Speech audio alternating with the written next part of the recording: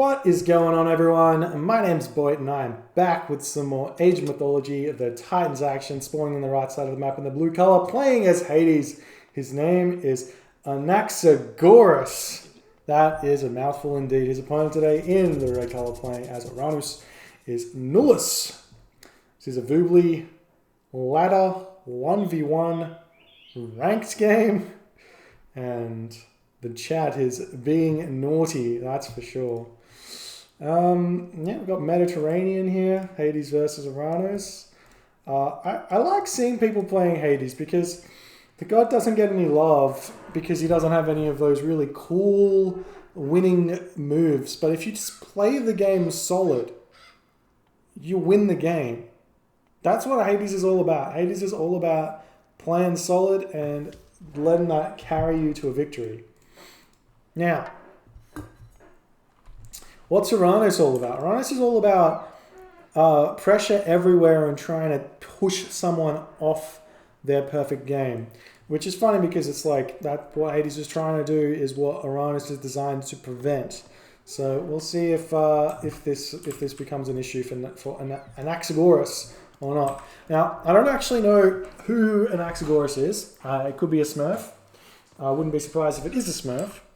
But he was sitting at 1699 rating points, which means he let his rating decay because on the Voobly ladder, if you do not play a game, over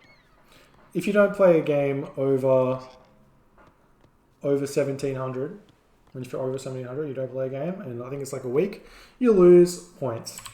Now, what this promotes is more activity on the ladder, but what it's supposed to promote is that the players who are competing for top spots play against each other. So I propose that the idea for our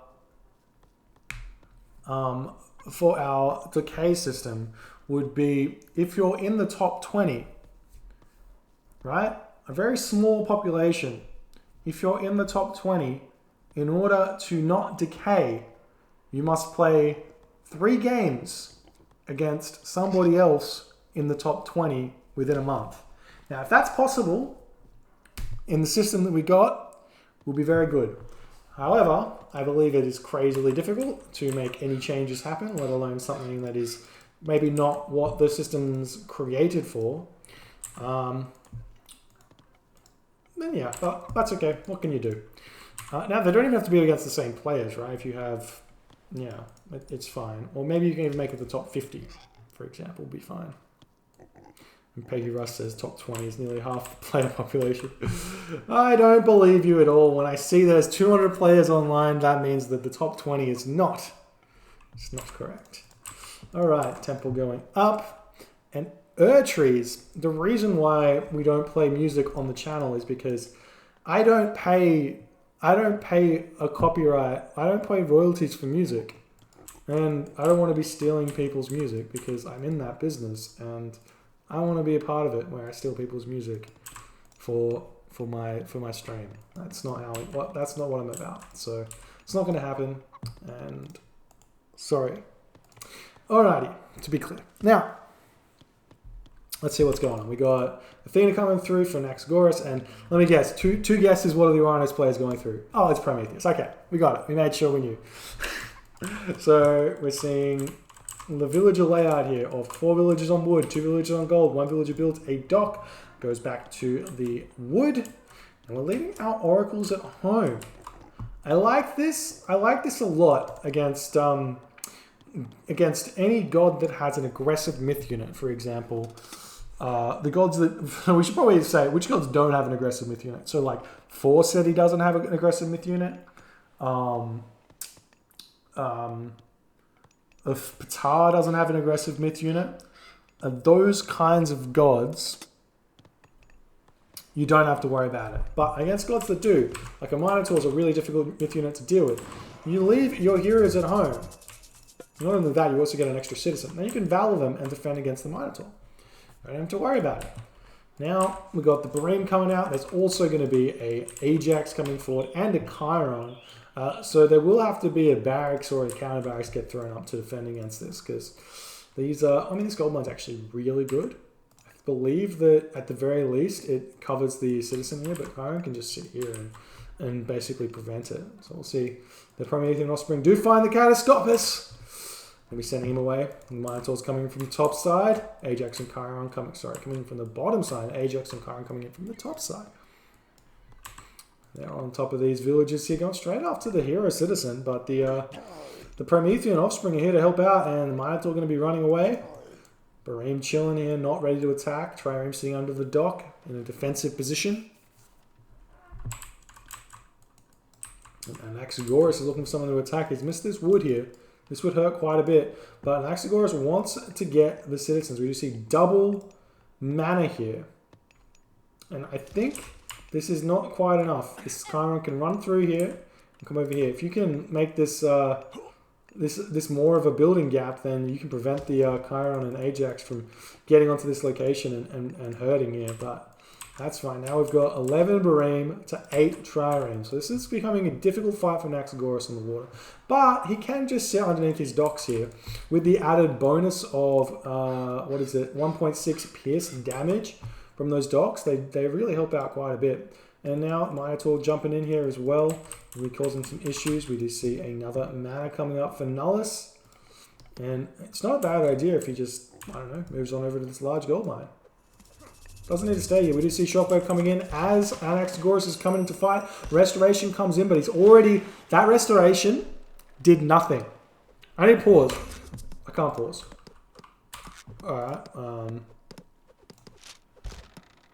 I can't pause because it's observed. I thought it was in a recorded game. Never mind. So what Restoration does on a water fight, the only way to play it is you get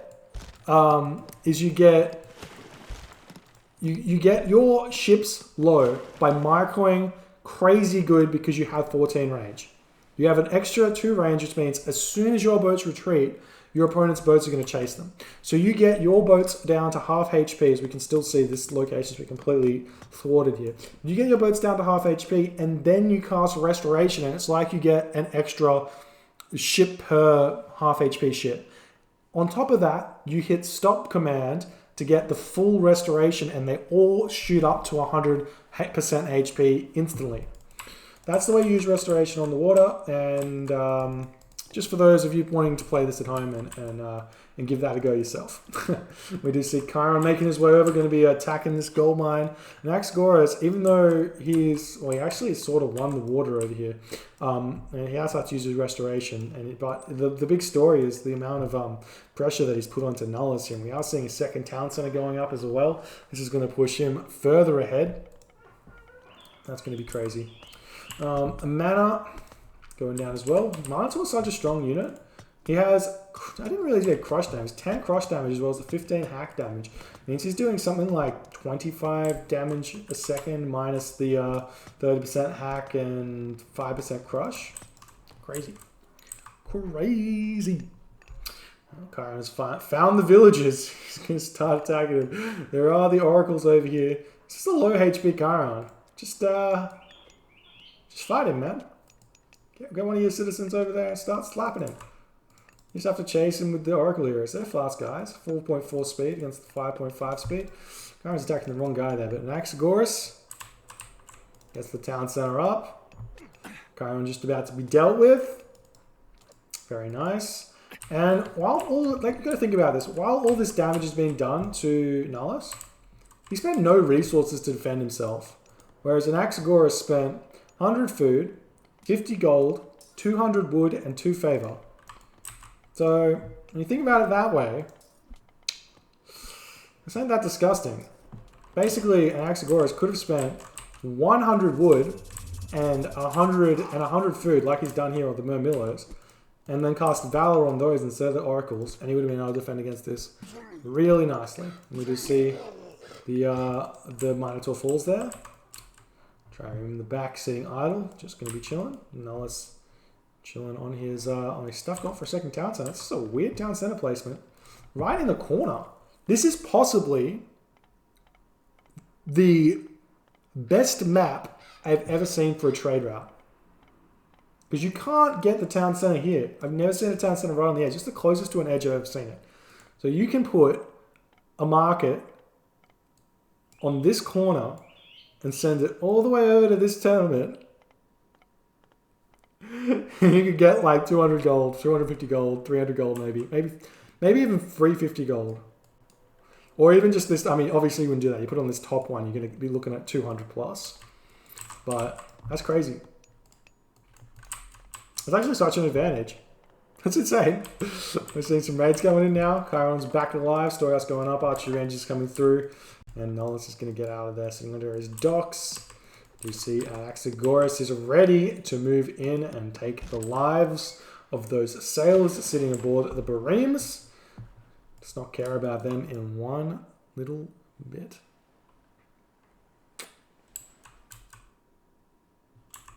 Caravans are all about distance, not distance traveled. So if this was a straight line from this corner to this town center, that would be the most efficient, but it's not. So you get sort of a funky line around here and then a straight line to here. So it's not, it's a little bit inefficient, but the extra gold you get would definitely make up for it, I reckon. That'd be my opinion. And we do see a third town center for Anaxagoras now. Third town center for Nullus. So Nullus chasing a little bit here. Doxotes are out, but they, like, while they counter in quotation marks infantry, infantry actually beat them one-on-one, so that's really important. Husky Boy by JC Penny says, can you pull up the resources? This is not EE, so I cannot do that, but I have this really cool feature. Boom, we get to see the resources of the population currently, and boom, we get to see the resources. There you go. We do see counter barracks coming up now. Down center coming up. I mean, regardless, even if the corner trade route is actually not as efficient as up here, I would argue it might be. Maybe. The top market to here. Very good, very good. I hope that we get to see at least one llama caravan. Just one. That would be really nice. Terma coming out. Not producing any more Milo though. At this point, you just give up on water, I reckon. Like, if Anaxagoras wants to take it, just give it to him. Hunt. Farm. You got a bunch of pigs here. Grab husbandry. Very quickly. It's a very important upgrade. In fact, if you don't have husbandry, it's better to get the chicken first. If you have husbandry, it's better to hunt the pigs, because pigs and chicken gather at the same rate. But husbandry only affects pigs. So you want to get your pigs first if you have husbandry, and get your chickens first if you do not have husbandry, in order to research husbandry, because you get more food in the long run. You see Anaxagoras gets the Kithra of Apollo. That was really helpful. Does that give you fishing ships? No, it doesn't.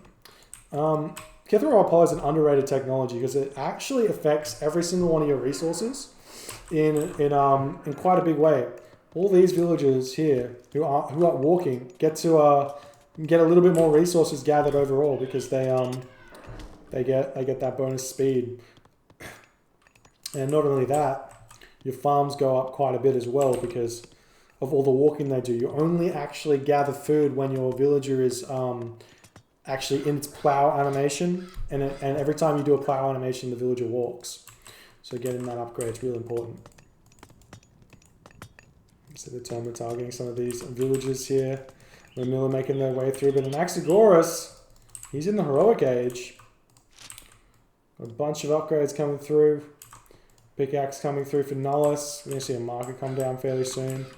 Anaxagoras has got resources up the wazoo, ready to go to that mythic age. Probably going to go through Artemis as well, and then Earthquake's really strong here. Does he went through Athena, not Ares. I kind of like Ares on the land maps, or sorry, on the water maps, if you have the option. Because if you go Ares, Apollo, Artemis, your late game Toxotes are so strong. Think about it like this. It's like you've given your Toxotes iron upgrades bronze upgrades, copper upgrades twice. And then you think about how strong they are when they have upgrade advantage over your opponent. Man, it's huge. We do see Manticore going here with the chaos coming in. Let's pick that Manticore off. He actually picked off a bunch of villages there. Toxotes in the back going to be falling as well, and Anaxagoras going to that next age. Heart of the Titans and Irrigation coming through from Nullus. He's looking towards the next age as well. Market is going to be coming up soon, but he's not actually building it.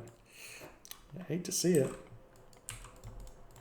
Some military barracks coming up on the front for Nullus, but he's going to be greeted with oh, he's got Hephaestus. Okay. Hephaestus is an option as well. It's a slower option, but it gives you an effective like 10 extra villages, basically, with a Plentyvault, and gives you super cheap armory upgrades. And you can see he's got the favor already. He's got one armory here, and he's chucking up the armories in the back here as well. It's not as good as it used to be. It used to give you like a 30% up bonus, but now it's looking like it only gives you a 60% bonus. So 70% down to 60%. I said 30% tonight. 30% off. No, 30% of the total price is what I meant. So 70% off is the same thing. So boy, math wins this war. But there's the fastest. Anaxagoras is sitting low on the population. He needs to actually throw down a bunch of archery ranges, because if he gets pushed through here, he's going to be struggling to produce units. But I guess he doesn't need to worry about it, because Nullus isn't attacking. Just see the triremes taking down some docks here. And there is the Helios. Ooh, I don't know if I like the Helios. Against like a Zeus or against a Poseidon? Yeah, go for it. Against the Hades, that extra, what is it, extra 1500? So sorry, extra 700 HP on the town center, plus the extra 2.4 piece damage is gigantic. When the fortified town center has, I think, 3 projectiles, 2.4 extra pierce damage is actually more like 7.2 extra pierce damage, which is a lot. A lot. And we do have an underworld as well. So I guess that's Nullus is thinking more so than anything else. If Anaxagoras goes for an underworld play here, which it's looking like he's gearing up to do, Vortex is going to allow him to warp over and defend against it. So he's on the thinking, but Nullus has fallen so far behind because he's lost the water now. I would wager a guess that is all in units lost, and the economy is really similar. Maybe. Nullus is Anaxagoras will be a little bit ahead on the economy as well, so that's fine. But now we've got the armory upgrades coming through. And Nullus wants to attack here. I think Anaxagoras sees the Helios as well, so you realize Underworld's not really an option until the Vortex go away.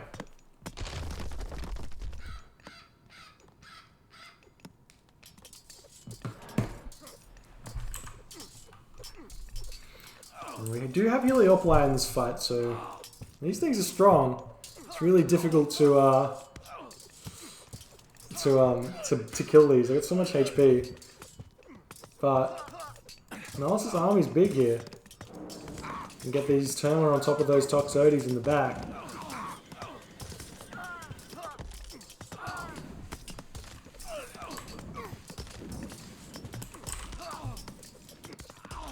Taking all this stuff down.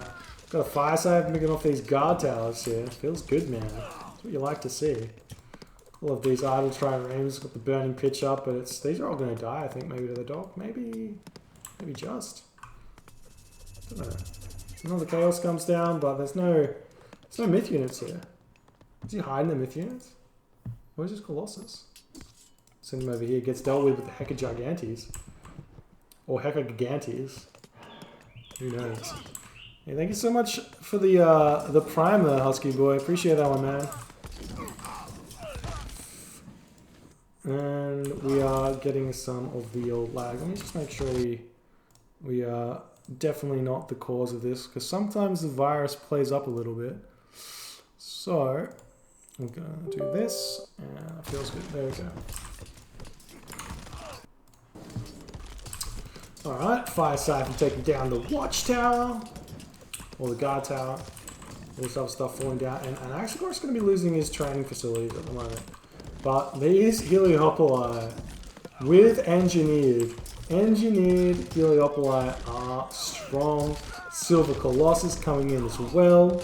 Tanking all that damage. And Anaxagoras' army is so strong. So strong indeed. Arcus going down in the back as well. Toxotes taking down everything else. Hero Arcus do pick off that Silver Colossus. Really just coming forward to pick off the Fire Siphon. Oof. Another palace coming up though. And this is forcing Nullus back. And at this point, Nullus he's got no real upgrades and he's versing almost iron upgrades. They're surely coming through soon. Doesn't have really enough upgrades, but they're resources. Sorry, Iron Mail coming through. It's only 400 resources an upgrade, so you're probably getting them. Looking to push forward. And Villager does pick off these guys. He does have a hero citizen now. This guy packs a punch. 200%. Wait, what is it? 300% bonus against siege. He does get picked off by something there, but he did his job. So you can kind of spend the. It's actually kind of feasible to spend the resources on heroizing your citizen, especially if you get Heart of the Valor from your town center. Makes them cheaper. Which I think you might have. I can never tell. I don't know. Now we've got some Oxy-Juggernauts or Oxy-Juggernauts. These are Greek units, so not a soft J. Coming in, helping out with the palace. This does actually deal with this really nicely. And it actually managed to survive back there. Got a Pegasus over here as well. It doesn't need to use the underworld at all, especially against the vortex. Villagers putting that guard tower up, making a slow and steady progression. So there's no champion hoplite here, and Nullus taps out. GG, well played. Slow and steady Hades play. It's what you like to see. None of this craziness. Hades is such a strong god. You don't need to do anything, which is kind of part of the problem. Do you know what I mean? Like, Hades just does things, man. He's so good. Very clean, yeah. It's high level play from this guy. Super high level. And Nullus is no pushover. He's like 1750 plus. So this guy's got to be, I think we got our Smurf radar on because this guy played well. Very well indeed. Alright, let's pop out and see if we can find some other games to cast.